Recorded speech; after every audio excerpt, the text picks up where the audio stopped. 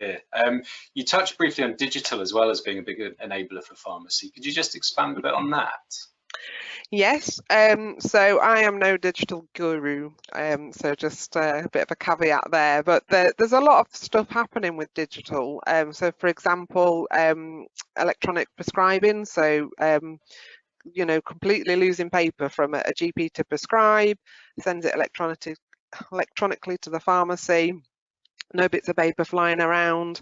We have some sites that still haven't enabled EPS, as it's called, so we need to work on that and get us all up to speed with electronic prescribing, and then move into electronic repeat dispensing, so where a patient receives what we call like a batch of their prescriptions. They're sent to their community pharmacy, and then the community pharmacy kind of release them to the patient every month when they're needed, so the patient never has to go back to the they don't have to go back to the GP practice, for example, for like 12 months.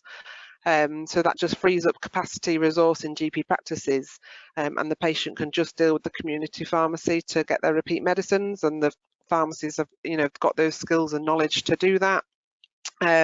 We've seen through COVID times about the introduction of AccuRx, or AccuRx I think it's called.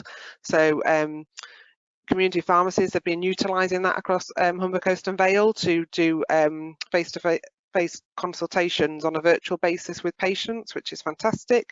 You've got all the hospital sites, move into electronic prescribing within the hospitals, and that wave, and that's a national rollout. And then the next step we want to see, and again it's just maybe ambitious, and we're working it through now, is let's do away with TTOs and treatment advice notes, where you go to see a consultant in secondary care and they say you need drug X, and then they write to your GP, and the GP, there's a time delay, and then the GP has to prescribe it. We would like to see that the consultant can just prescribe it there and then electronically, and that goes into the patient's notes. It's just a slicker system for the patient, and it's a safer system for the patient, because there's just one record. So that's ambitious, but that's something that we want to work on.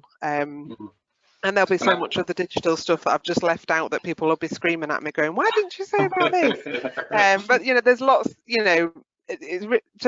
digital in my mind makes things safer, and can make things safer. So any opportunity, and digital is I think it will be a national agenda, but it's also I should stress, for Humber Coast and Vale, we have clear overarching things for the whole of Humber Coast and Vale, not specific to medicines, and digital is one of them. Mental health is another, cancer is another. So we are feeding into those strategies, as and digital is one that's on the agenda for all of us.